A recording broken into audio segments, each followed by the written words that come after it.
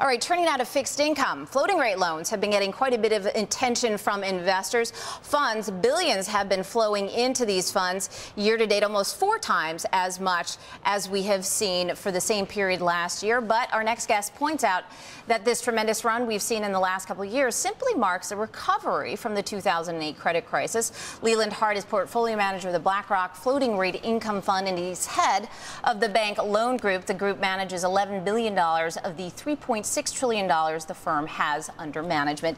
Leland, great to have you in this show, joining us here in the studio. You know, a lot of people worried a little bit about where fixed income goes from here. Of course, people trying to shorten up their duration, because how much higher can prices go? How much lower can yields go? But floating rate product is an area where there is still room for investment. Sure. As you mentioned, a lot of people are wondering what's going to happen to rates, especially given the volatility even in the last couple of weeks.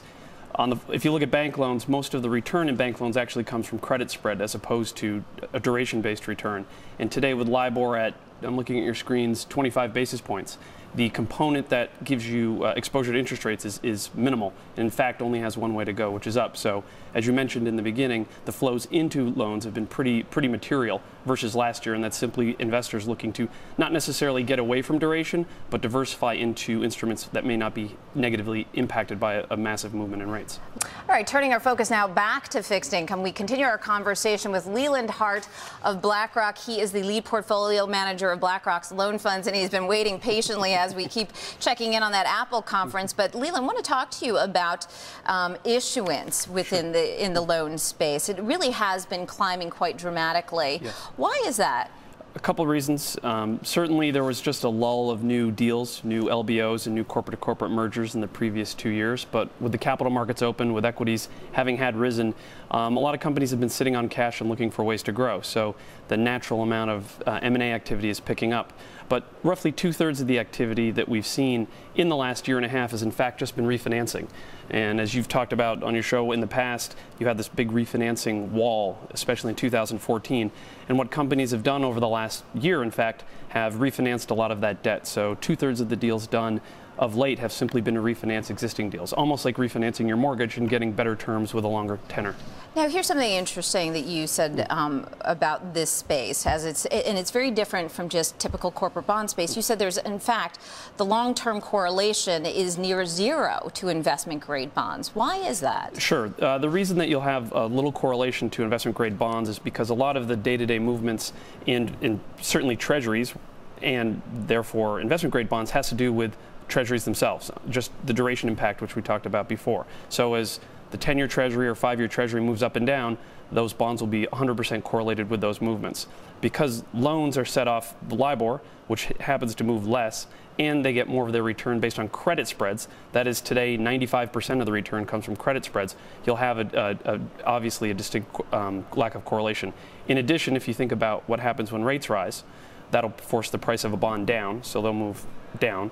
And where for loans, LIBOR will go up, and actually what you get paid on loans will increase. So they can move in different directions. What is the credit quality on average in the portfolio? Average credit quality of the index is about B1, B+, and our average credit quality is slightly above that, but B1, B+ would be fair. And do you expect, we've been talking about the economic recovery slowing down given the latest spate of data. Is that not a fear or something that would actually impact the portfolio? A very good question. Certainly having a low growth economic environment is, you've really got to look at the portfolio carefully. But if you think about what most corporations have done over the last 3 years, they've paid back their debt, they've extended it in fact, and the amount of cash that companies are sitting on today, whether it's below investment grade or investment grade, is greater than it's ever been. So the loans that we do, or the loans in the market for that matter, pretty much are going to get paid back whether we're in a 2% growth environment or a 4% growth environment. So low growth from a credit perspective can be very positive. We're still going to get paid back if GDP is 1, 2, or 4%. When you look at your portfolio versus, say, a typical high-yield portfolio or just an investment-grade corporate bond portfolio, what type of returns do you expect relative to those asset classes? I would say generally about equal to investment grade today over a longer period of time. But today, where we are in this market, I would say the average good quality loan, something that we would look at or other investors should look at, probably pays you a yield of 5 to 5.25%. I expect that to be generally pretty consistent as long as rates don't move. To the extent rates move up, your returns actually are going to increase as the LIBOR curve moves up.